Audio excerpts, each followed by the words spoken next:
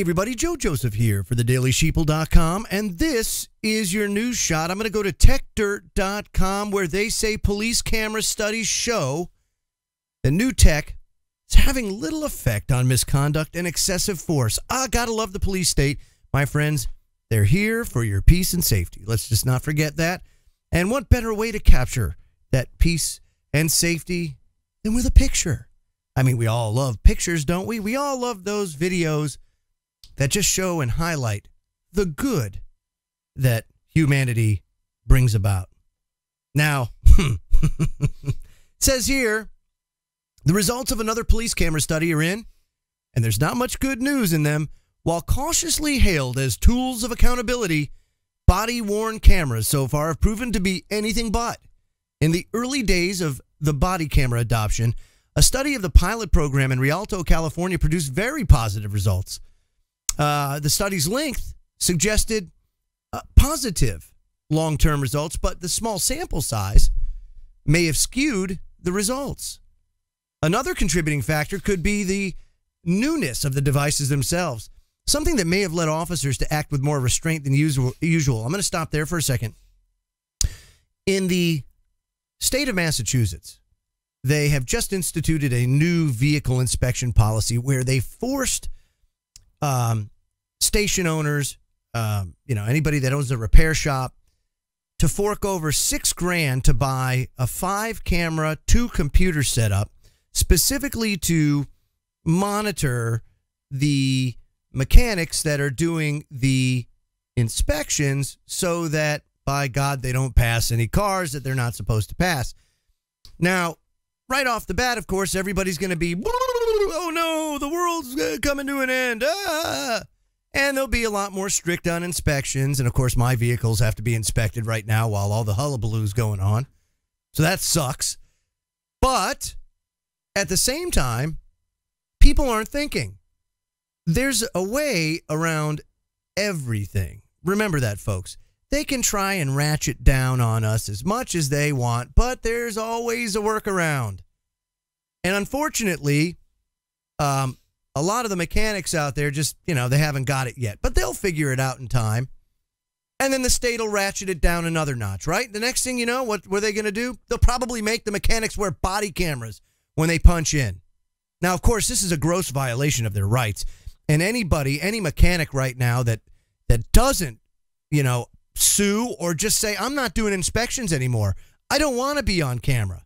I don't want to be monitored by the state. It would probably be not only in their best interest, but also in the best interest of the people of the state. Now, it says here, but as more and more police departments have deployed body cameras, the results have been less and less positive. As a matter of fact, a study published last year suggests body-worn cameras actually led to an increase in violence. That's right, a 3.64% uptick in fatal shootings by officers. Oh, yeah, I want to capture this one real time. Oh, I got another one. Of course, this increase may have nothing more to do than a deviation from the mean.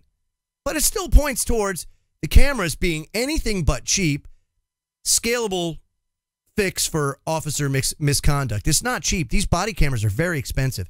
A lot of them are being bought on grants from the Department of Homeland Security because municipalities can't afford it, right? So your tax dollars, your federal tax dollars, are going towards body cameras to enslave you further.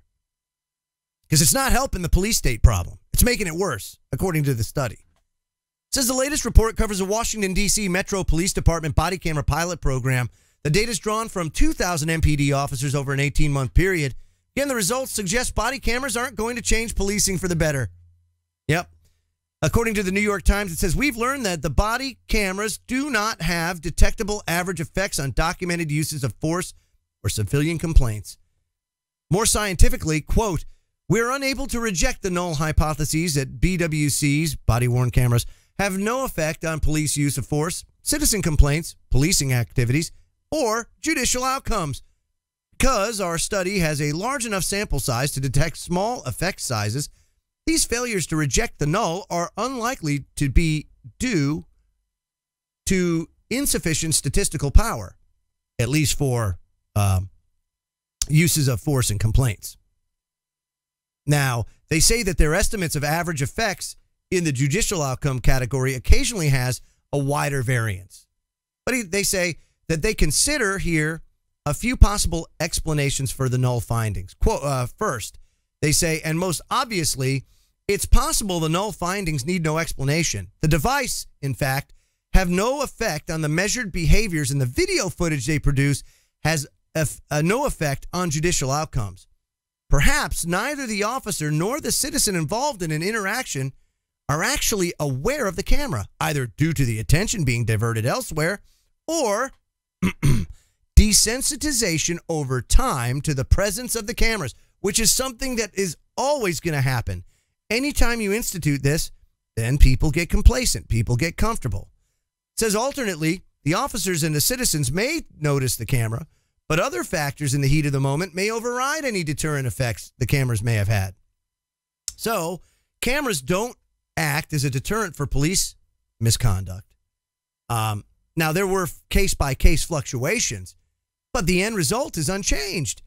Now, the report didn't discuss any outside factors, possibly contributing to the lack of deterrence. But there are several reasons police behavior may remain unmodified after the deployment of cameras. Restrictive public record policies can insulate officers from accountability. So they could take pictures, they could take body cam footage, but you can't have it because they won't give it to you. You know, it's the same thing that we see on a national level. Why? That violates national security. You can't have that. They use a national security card, right? Well, it's the same thing with, well, that would put the officer's life in jeopardy. Why? We can't release that. No, the officer put his life in jeopardy when he shot somebody, with brute force, using deadly force excessively. It's actually cause and effect. This is what they do, and so because of the lack of accountability, what happens? They get away with murder time and time and time and time and time again. I keep seeing this thing, Blue Lives Matter. And fact is, whether it's black lives, blue lives, brown lives, yellow lives, it doesn't matter what it is, white lives, all lives matter. But the first thing that we have to do is treat each other with respect and dignity, and that's something that the police have forgot about. They forgot that they're public servants. This isn't a military environment, although they've been trained now to call us civilians as if they're military. And that's just not the case. They're militarized through the 1033 program. This is ingrained in their skull. When you give them military weapons of war, they will act like soldiers. It's really that simple. You can put all the body cameras you want on them. It's not going to change their behavior. They're soldiers now. That's what you've made them. Whether or not you call them that doesn't change the fact that they've been militarized. And as long as they've been militarized, there's no amount of cameras or oversight that's going to change the way their brain functions.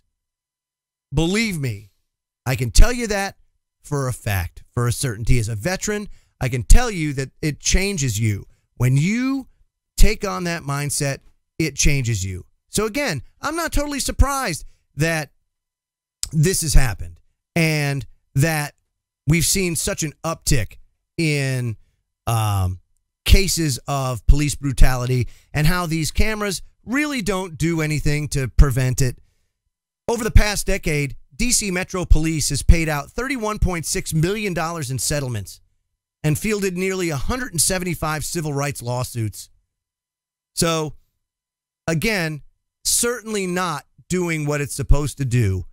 And if that's the case and these studies show it, then let's get rid of them because we don't need that any more erosion of privacy than we already have. I'm Joe Joseph. This was thedailysheeple.com's News Shot. Feel free to comment below and visit our website at thedailysheeple.com. Have a great day, everybody.